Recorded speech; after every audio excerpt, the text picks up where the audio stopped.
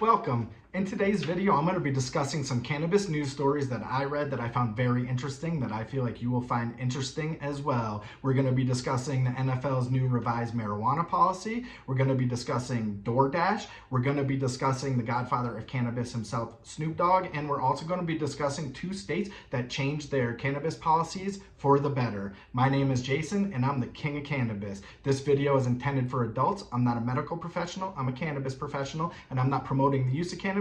I'm just here trying to educate you in case you do choose to use cannabis.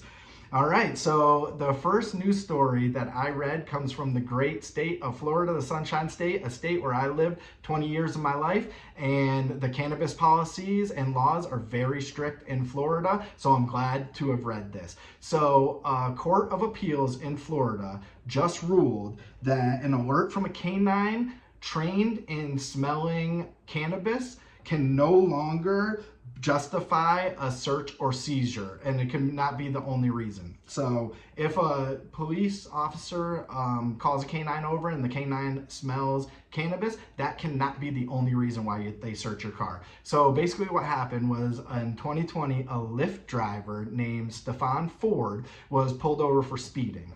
And while talking to the officer smelled cannabis in Mr. Ford's car. So he called over for a canine, and the canine alerted on cannabis. And then when they searched Mr. Ford's car, they found cannabis, cocaine, methamphetamine, and ecstasy. So then when Stefan Ford went to court, he argued that it should not be admissible evidence that a drug sniffing dog alerted on the smell of cannabis, because that dog doesn't know if the cannabis he smelled was legal or illegal, seeing as how Florida has medical marijuana now. And they also, you can get hemp-derived products such as Delta-8 and THCA and stuff.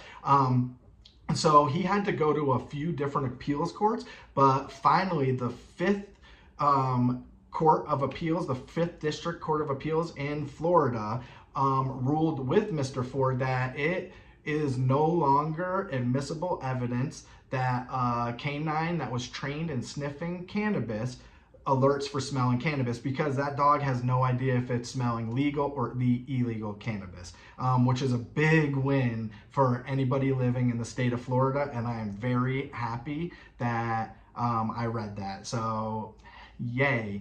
My next thing is going to another state that is very, very strict on its cannabis laws and policies, and that is Texas. So the Dallas, Texas police chief sent out an internal memo to all his police officers telling them that they are no longer allowed to arrest anybody for having 4 ounces of marijuana or less on them. So if you have more than 4 ounces in Dallas, you can be arrested. But if you have less than 4 ounces of marijuana on you in Dallas, Texas, you cannot be arrested. And the reason why he sent this memo out is because in November of 2024, during the election cycle and process, the citizens of Dallas voted to decriminalize cannabis. It was Proposition R is what they voted on, and they voted to decriminalize cannabis in Dallas. So that is why now in Dallas, you can travel with up to 4 ounces of cannabis on you and not have to worry about being arrested for that cannabis, which is another big win. Now we're going to travel to the NFL, where the NFL and the NFL's Player Association just agreed at the end of December 2024 to change its marijuana testing policies. So it used to be that if you tested for 150 nanograms or more in the NFL, then that would constitute as a positive test. But now they more than doubled that, and it is 350 nanograms or more constitute as a positive test. Now, a nanogram is how they detect how much THC you have in your bloodstream, in your blood system. And a nanogram is a billionth of a gram. So to put it into perspective, a lot of states, the police officers, when they test your blood, and if you have 5 nanograms or more in your blood of THC, they think you're impaired. So 350 nanograms, that is a lot of THC to have in your system. So I am so happy for the NFL players because they need medicinal marijuana probably more than anybody because of how hard they're getting hit and just the beating their body is taking and just to relax their muscles. So I am really happy to hear that the NFL has done this. A lot of the other sports organizations have done something similar where they're not even worried about cannabis. But if an NFL player does test with 350 nanograms or more in their system, the first offense, it's a $15,000 fine.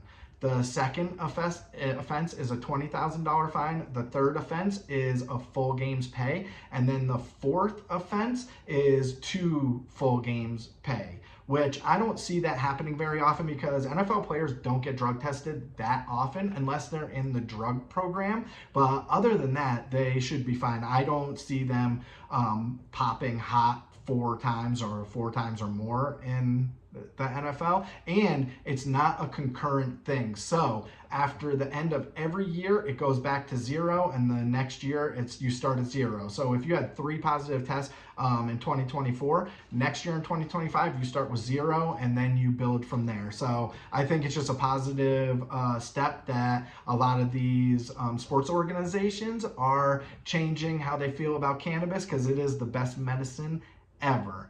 All right, next, DoorDash is now delivering hemp-derived products in states that legally sell hemp-derived products. Right now, there's no THC products being delivered because it is still federally illegal, but because of the 2018 hemp bill and it made hemp legal, now they are delivering hemp gummies and hemp drinks. I didn't see anything about them delivering hemp flour, but I would look into it. You should be able, if you're in a state that sells hemp products, you should be able to order DoorDash and get it delivered to your house, which is a beautiful thing. Hopefully, when cannabis gets fully legalized, all the delivery services will jump on the bandwagon and you will all be able to get cannabis delivered right to our doorstep, which would be lovely.